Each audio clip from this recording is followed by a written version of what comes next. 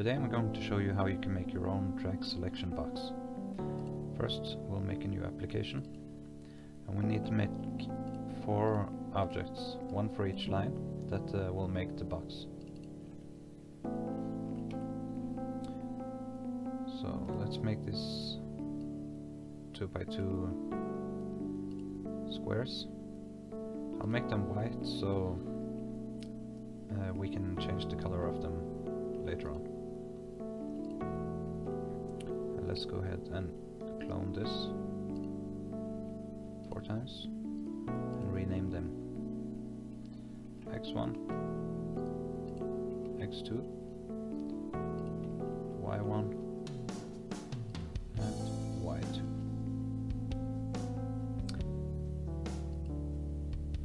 Now let's make the events to make the square. So first we want to locate all the 4 line objects directly on our mouse when we click the button. So we set the X position to X mouse and the Y position to Y mouse for all 4. Then we need to be able to drag the square. So repeat while the mouse key is pressed.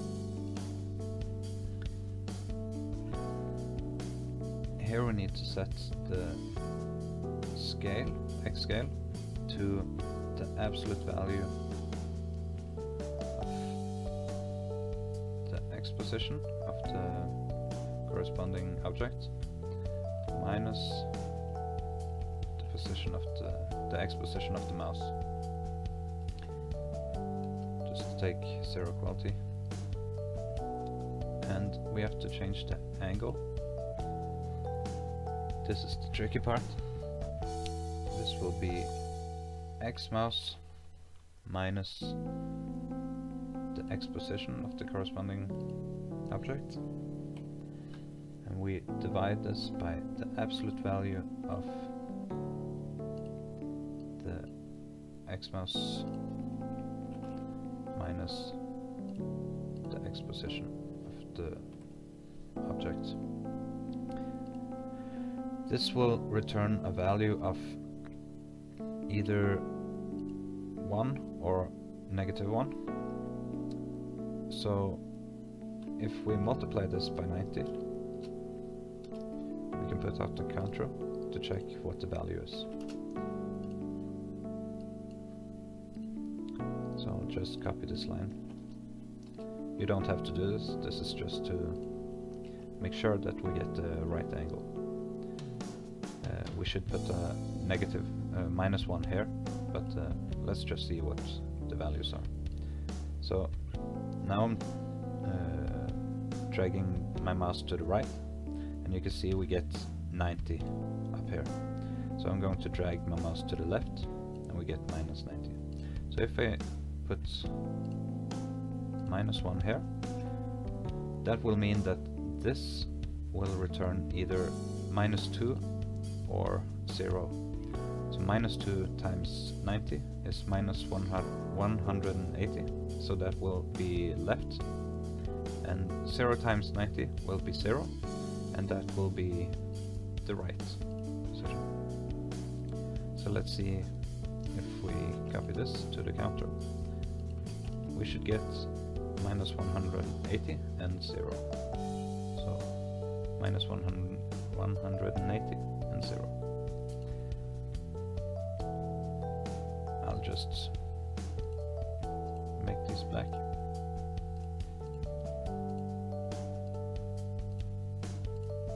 So we can see them. And now let's...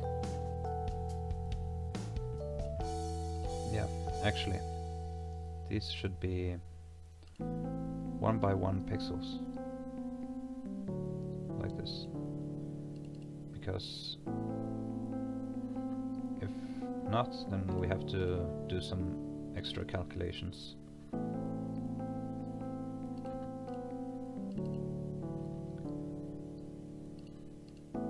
Since the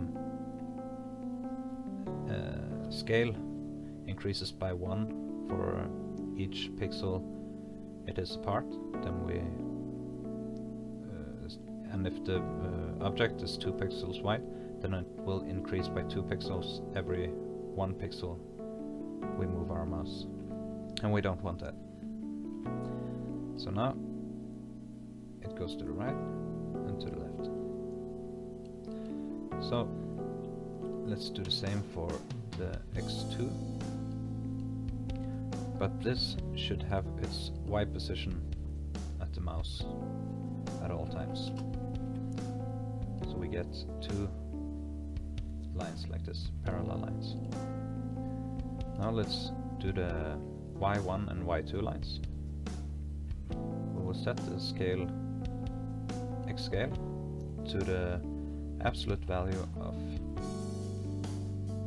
Y mouse minus position Y.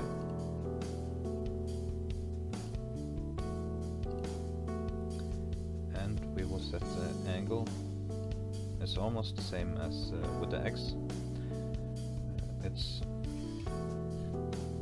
the Y mouse minus position Y divided by the absolute value of Y mouse minus position Y. And as with the other one, we multiply this by 90, but this time we don't put minus 1 in here. So let's see what this does. It creates a line, but it's in the opposite way. So if we do this, 0 minus, then it goes the right way. Let's copy this to this one, and always set its X position to X mouse. So now we get a square.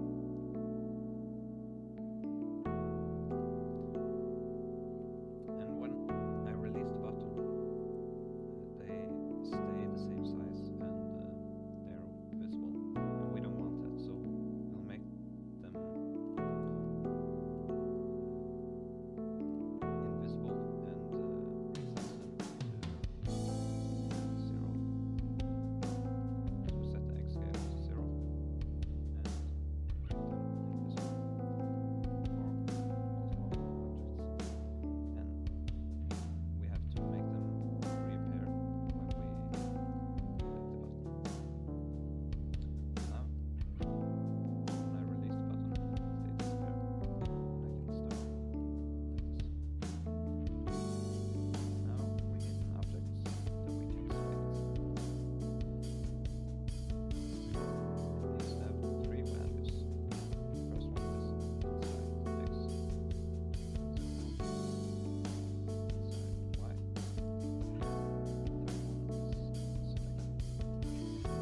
you could use X for these 3, but I like to use it's easier to edit. Frame editor, event editor. So I'll just make a comment here. Creates drag selection box. Let's make another comment here. Defines if the objects are inside the selection box.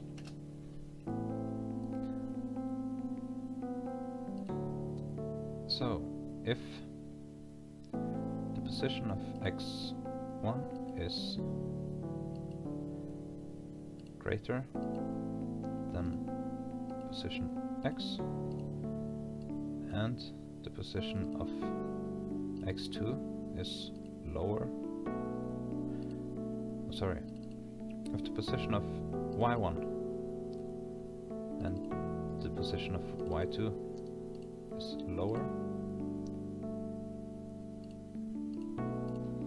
then we will say it's inside X.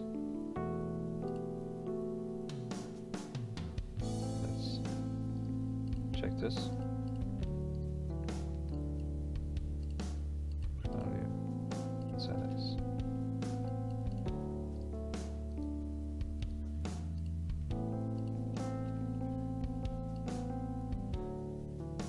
So now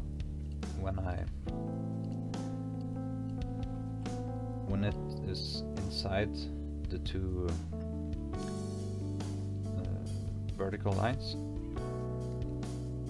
then it will be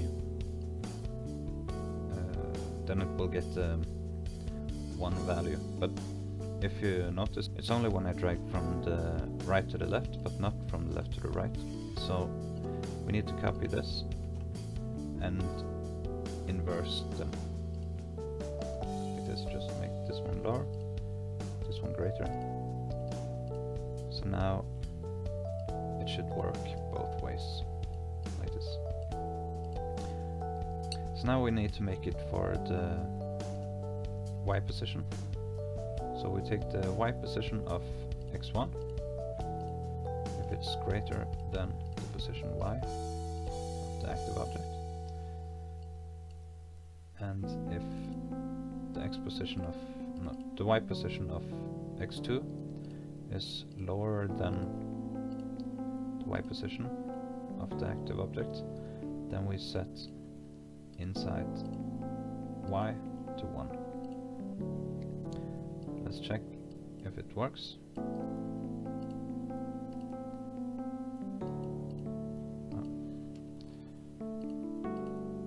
Inside Y. So now it's the same, but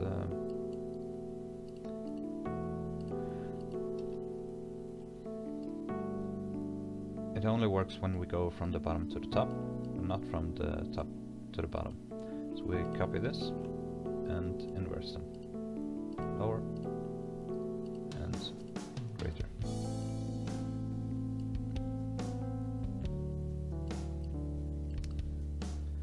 So now, if it has both X inside X and inside Y, if both of them are 1, then it means that it's inside the square. So let's do this. Set selected to 1, and let's do this only if we are holding down the mouse button. And also let's make an event that checks if that makes it visible if it's inside. Let's see. So we can check that it's working. Let's set semi-transparency to 50, and if selected is 0, then set semi-transparency to 0. And if the mouse key is not pressed, then we'll set selected 0. Never mind if we click the left button, selected is 0.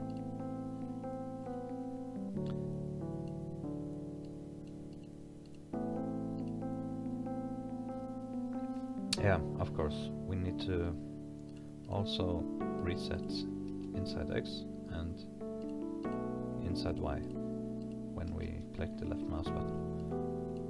So now it's selected. Once I click, it resets.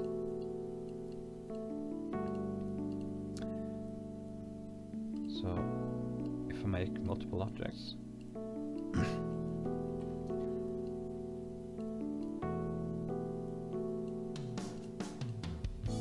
they select everybody if the last one created is selected.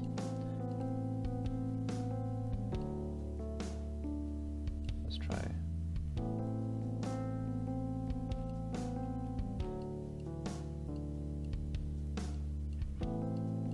Invert those.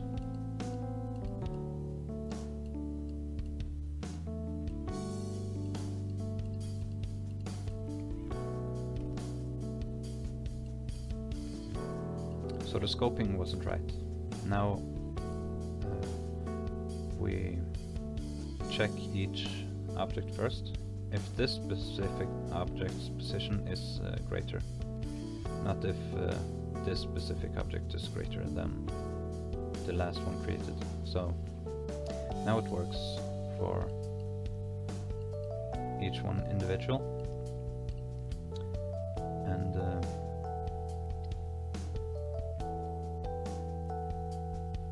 let's say we want to count the objects. So counts selected objects. This is not necessary, but it's fun to see how many we have selected. So if selected is 1, and we are not holding the left mouse key, and let's limit this action to only run once each loop. That means that when we let go of the mouse button, it only happens once for every loop. Then we'll count for each object. Count selected.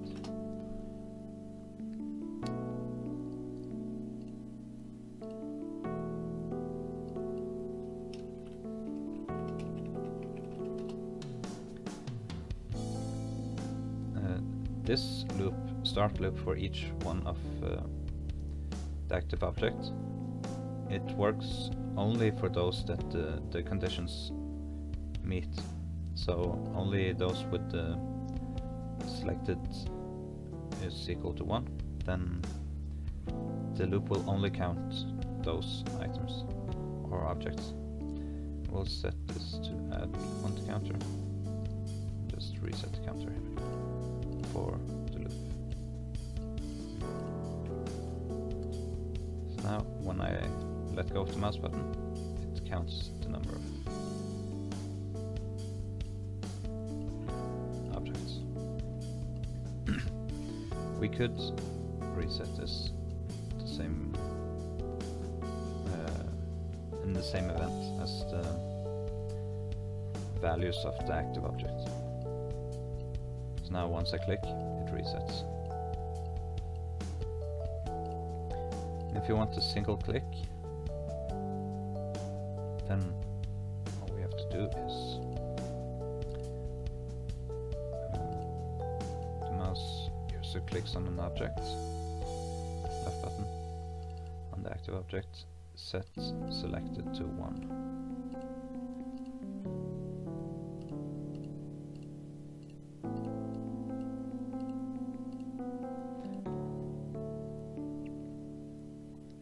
And if we want to have the shift click selection, then we have to make then we have to reset these values when we let go of the left mouse button. So let's just copy this and delete this, and only loop the event once. This has to be above the where we select the objects. Let's make a comment. Select objects.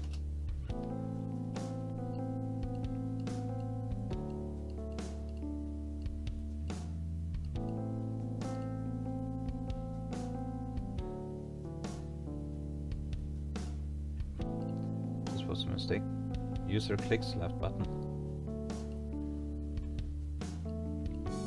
and if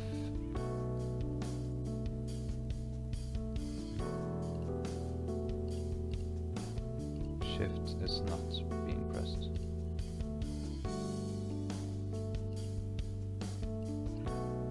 so now we can select many.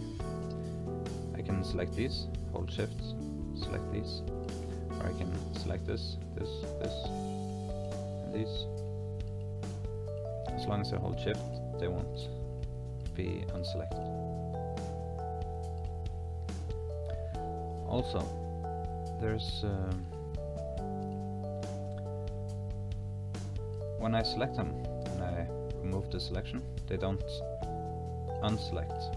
So we have to fix that. Let's do this while we have well, we hold down the mouse button, then they get deselected at first, and then they get selected later down to loop. So they will end up selected if they're inside, but once they're outside they will be deselected.